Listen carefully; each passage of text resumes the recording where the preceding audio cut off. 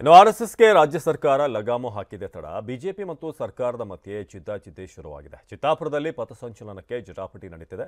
ಇದರ ಮಧ್ಯೆ ಯಾದಗಿರಿಯಲ್ಲೂ ಕೂಡ ಆರ್ಎಸ್ಎಸ್ನವರು ಪಥಸಂಚಲನಕ್ಕೆ ಸಜ್ಜಾಗಿದ್ರು. ಅಷ್ಟರಲ್ಲೇ ಶಾಕ್ ಆದಿತ್ತು.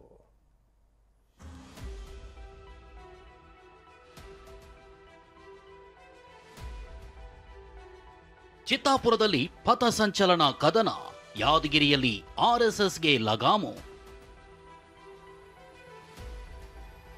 ಸಚಿವ ಪ್ರಿಯಾಂಕ್ ಖರ್ಗೆ ಕ್ಷೇತ್ರದಲ್ಲಿ ಆರ್ಎಸ್ಎಸ್ ಪಥಸಂಚಲನ ನಡೆಸೋ ವಿಚಾರ ಕೋರ್ಟ್ ಕಟಕಟೆಯಲ್ಲಿದೆ.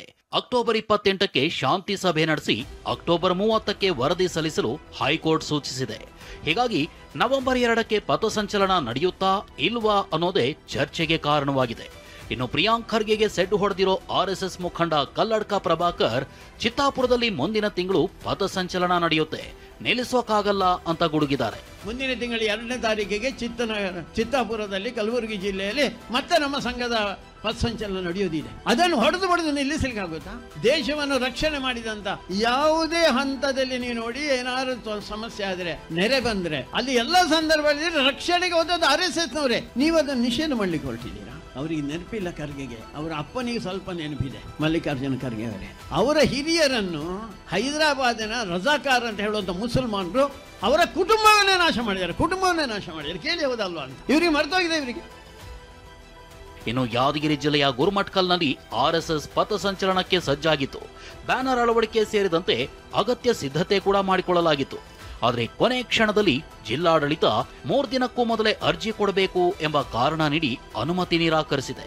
ಆದರೆ ಸರ್ಕಾರಕ್ಕೆ ಸೆಡ್ಡು ಹೊಡೆದಿರೋ ಹಿಂದೂ ಮುಖಂಡರು ಬೇರೆ ದಿನಾಂಕ ನಿಗದಿ ಮಾಡಿ ಪಥಸಂಚಲನ ಮಾಡೇ ಮಾಡ್ತೀವಿ ಅಂತಿದ್ದಾರೆ. ಜಿಲ್ಲಾಧಿಕಾರಿಗಳು ಪರ್ಮಿಷನ್ ಕೊಡ್ಲಿಕ್ಕೆ ವಿಳಂಬ ಮಾಡುವುದರ ಒಂದು ಹಿನ್ನೆಲೆ ಏನಪ್ಪಾ ಅಂತಂದ್ರೆ, ನಾವು ಕಂಡ್ಕೊಂಡಿರ್ತಕ್ಕಂಥದ್ದು, ನಮ್ಗೆ ಅನಿಸಿರ್ತಕ್ಕಂಥದ್ದು ಏನಪ್ಪಾ ಅಂತಂದ್ರೆ, ಕಾಣದ ಕೈಗಳು, ಈ ಸರ್ಕಾರದ ಕೈಗಳು ಅಥವಾ ಒತ್ತಡ ಇದೆ ಅನ್ನುವಂಥದ್ದನ್ನ ನಾವು ಅನ್ಕೊಂಡಿದೀವಿ. ಹಾಗಾಗಿ ಡೆಫಿನೆಟ್ಲಿ ಈ ಸಂದರ್ಭದಲ್ಲಿ ಹೇಳ್ತೀವಿ, ಇನ್ನೂ ದುಪ್ಪಟ್ಟ ರೀತಿಯಲ್ಲಿ ನಾವು ಗುರುಮಠಕಲ್ ಪಟ್ಟಣದಲ್ಲಿ ಭವ್ಯವಾಗಿರ್ತಕ್ಕಂಥ ಪಥಸಂಚಲನವನ್ನ ಮಾಡೇ ಮಾಡ್ತೀವಿ.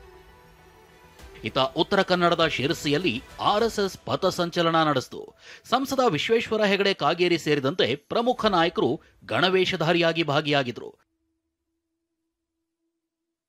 ಇನ್ನು ಆರ್ಎಸ್ಎಸ್ ಪಥಸಂಚಲನದಲ್ಲಿ ನಾವೆಲ್ಲ ಭಾಗಿಯಾಗ್ತೀವಿ ಅಂತ ಸಂಸದ ಬೊಮ್ಮಾಯಿ ಹೇಳಿದ್ರು. ಇದಕ್ಕೆ ತಿರುಗೇಟು ಕೊಟ್ಟ ಸಚಿವ ಎಂಬಿ ಪಾಟೀಲ್, ಯಾರೇ ಆಗಲಿ ಅನುಮತಿ ಕಡ್ಡಾಯ ಅಂದ್ರು. ಅಲ್ರಿ, ಅದರಿಂದ ದೂರ ಉಳಿಯೋ ಪ್ರಶ್ನೆನೇ ಇಲ್ಲ. RSS ಕಾರ್ಯಕ್ರಮಗಳ ನಾವೆಲ್ಲದರಲ್ಲೂ ಭಾಗಿಯಾಗೇ ಆಗ್ತೇವೆ, ಇದರಿಗೂ ಭಾಗಿಯಾಗ. ಸರ್ಕಾರ ಮಾಡಿದಂತ ಹಳೆ ಕಾನೂನು ಏನಿದ್ದಾವೆ, ಈಗಾಗಲೇ ಯಾವುದೇ ಕಾರ್ಯಕ್ರಮದಲ್ಲಿ, ಅದು ಬಸವಣ್ಣವರ ಕಾರ್ಯಕ್ರಮ ಇರ್ಬೋದು, ಅಂಬೇಡ್ಕರ್ ಇರ್ಬೋದು, ಧಾರ್ಮಿಕ ಇರ್ಬೋದು, ಸ್ಪೋರ್ಟ್ಸ್ ಇರ್ಬೋದು, ಯಾವುದೇ ಕಾರ್ಯಕ್ರಮ ಇರ್ಬೋದು, ಅದಕ್ಕೆ ಪರವಾನಗಿ ತಗೋಬೇಕು ಅನ್ನೋದು ಕಾನೂನು ಇದೆ. ಇನ್ನು ಇಂದು ಕೋಲಾರದ ಮಾಲೂರು ಪಟ್ಟಣದಲ್ಲಿ ಆರ್ಎಸ್ಎಸ್ ಪಥಸಂಚಲನ ನಡೆಯಲಿದೆ. ಪೊಲೀಸರು ಅನುಮತಿ ನೀಡಿ ರೂಟ್ ಮ್ಯಾಪ್ ಕೂಡ ಕೊಟ್ಟಿದ್ದಾರೆ. ಆರ್ಎಸ್ಎಸ್ ಪಥಸಂಚಲನದಲ್ಲಿ ಮಾಜಿ ಶಾಸಕರು, ಮಾಜಿ ಸಂಸದರು ಭಾಗಿಯಾಗುವ ಸಾಧ್ಯತೆ ಇದೆ. Bureau report, TV9.